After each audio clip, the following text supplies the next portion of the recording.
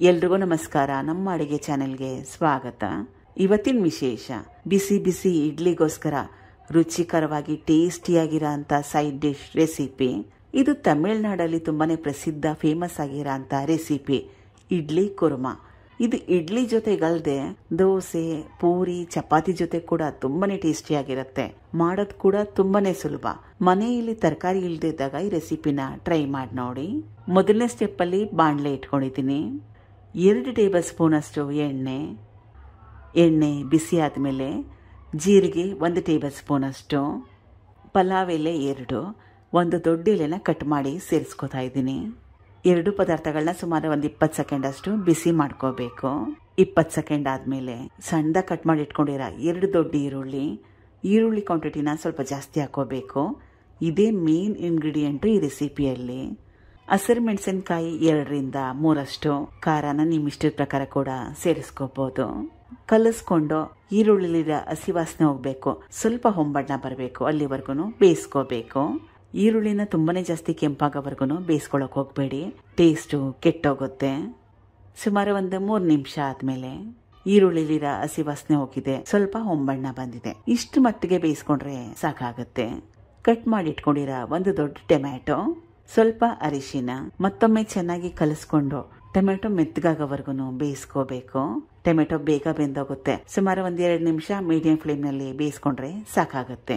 Tomato ಬೇಯಷ್ಟಲ್ಲಿ ಇದಕ್ಕೆ ಮಸಾಲಾನ ರುಬ್ಕೋಬೇಕು. ಅದು ಯಾವ್ಯಾವ ಪದಾರ್ಥಗಳು ಏನಂತ ನೋಡೋಣ. ಮಿಕ್ಸಿ ಸಣ್ಣ ಜಾರ್ ತಗೊಂಡಿದ್ದೀನಿ. ಕಟ್ ಮಾಡಿ ಇಟ್ಕೊಂಡಿರೋ ತೆಂಗಿನಕಾಯಿ ಅಥವಾ ಕಾಯಿ ಚೂರುಗಳು, ಸಣ್ಣ ತೆಂಗಿನಕಾಯಿಯಲ್ಲಿ ಅರ್ಧ ಹೋಳಷ್ಟನ್ನ ಉಪಯೋಗ ಮಾಡಿದ್ದೆ. ತುರ್ದು ಕೂಡ ಸೇರಿಸ್ಕೋಬಹುದು, ಕಟ್ ಮಾಡಿ ಕೂಡ ಉಪಯೋಗ ಮಾಡಬಹುದು. ಇದು ನೆನ್ಸಿಟ್ಕೊಂಡಿರೋ ಗಸಗಸೆ ಸುಮಾರು 2 ಟೇಬಲ್ ಸ್ಪೂನ್ ಅಷ್ಟು 1 ಅವರಿಗೆ ಮುಂಚೆ ನೆನೆ ಹಾಕಿದ್ದೆ. ಇದು ನೆನ್ಸಿಟ್ಕೊಂಡಿರೋ ಗೋಡಂಬಿ ಸುಮಾರು 7 ರಿಂದ 8 ಅಷ್ಟು, ಇದನ್ನು ಕೂಡ 1 ಅವರಿಗೆ ಮುಂಚೆ ನೆನೆ ಹಾಕಿದ್ದೆ.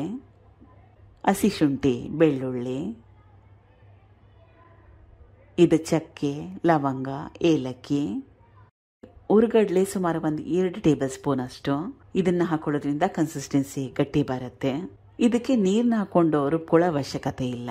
ಗಸಗಸೆ ನೆನೆ ಹಾಕಿದ್ನಲ್ಲ, ಅದನ್ನ ನೀರಿನ ಸಹಿತವಾಗಿ ಉಪಯೋಗ ಮಾಡಿದ್ದೀನಿ. ಅಷ್ಟೇ ನೀರು ಸಾಕಾಗತ್ತೆ. ಅಥವಾ ನೀರು ತುಂಬಾನೇ ಕಡಿಮೆ ಅನ್ಸಿದ್ರೆ ಸ್ವಲ್ಪ ನೀರ್ನ ಹಾಕೊಂಡು ಕೂಡ ರುಬ್ಕೋಬಹುದು. ಕಡಿಮೆ ನೀರು ಹಾಕಿ ರುಬ್ಕೊಂಡ್ರೆ ಬೇಗ ನುಣ್ಣಗಾಗುತ್ತೆ. ಆಮೇಲೆ ಕನ್ಸಿಸ್ಟೆನ್ಸಿನ ಅಡ್ಜಸ್ಟ್ ಮಾಡ್ಲಿಕ್ಕೆ ನೀರ್ನ ಸೇರಿಸ್ಕೋಬಹುದು. ರುಬ್ಕೊಂಡಿದ್ದಾಗಿದೆ.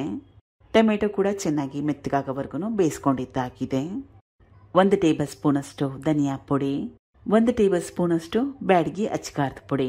ಇದು ಖಾರ ಏನು ಜಾಸ್ತಿ ಇರಲ್ಲ, ಖಾರಕ್ಕೋಸ್ಕರ ಹಸಿರು ಮೆಣಸಿನಕಾಯಿನ ಉಪಯೋಗ ಮಾಡಿದ್ದೀನಿ. ಮತ್ತೊಮ್ಮೆ ಸುಮಾರು 20 ಸೆಕೆಂಡ್ ಅಷ್ಟು ಇದನ್ನ ಬಿಸಿ ಮಾಡ್ಕೋಬೇಕು. ಒಣ ಮಸಾಲೆನ ಸೀದಿಸ್ಕೊಳಕ್ ಹೋಗ್ಬೇಡಿ, ಟೇಸ್ಟು ಕೆಟ್ಟೋಗುತ್ತೆ. 20 ಸೆಕೆಂಡ್ ಆದ್ಮೇಲೆ ಮಸಾಲ ರುಬ್ಕೊಂಡಿದ್ನಲ್ಲ, ಅದು ಕನ್ಸಿಸ್ಟೆನ್ಸಿನ ಅಡ್ಜಸ್ಟ್ ಮಾಡ್ಲಿಕ್ಕೆ ನೀರು. ತುಂಬಾನೇ ಜಾಸ್ತಿ ತೆಳುವಾಗಿ ಮಾಡ್ಕೊಳ್ಳೋದು ಬೇಡ, ಅಥವಾ ತುಂಬಾನೇ ಜಾಸ್ತಿ ಗಟ್ಟಿಯಾಗೋ ಬೇಡ, ಮೀಡಿಯಂ ಆಗಿರ್ಲಿ ಇದರ ಕನ್ಸಿಸ್ಟೆನ್ಸಿ. ಅಥವಾ ನೋಡಿ ನಿಮ್ಗೆ ಯಾವ ರೀತಿ ಇಷ್ಟ ಅಂತ ಅದರ ಪ್ರಕಾರವಾಗಿ ನೀರ್ನ ಉಪಯೋಗ ಮಾಡಿ. ಕನ್ಸಿಸ್ಟೆನ್ಸಿ ಫೈನಲ್ ಆದ್ಮೇಲೆ ರುಚಿಗೆ ತಕ್ಕಷ್ಟು ಉಪ್ಪನ್ನ ಹಾಕೊಂಡ್ಮೇಲೆ ಚೆನ್ನಾಗಿ ಕಲಿಸ್ಕೊಂಡು ಕುದಿಸ್ಕೋಬೇಕು.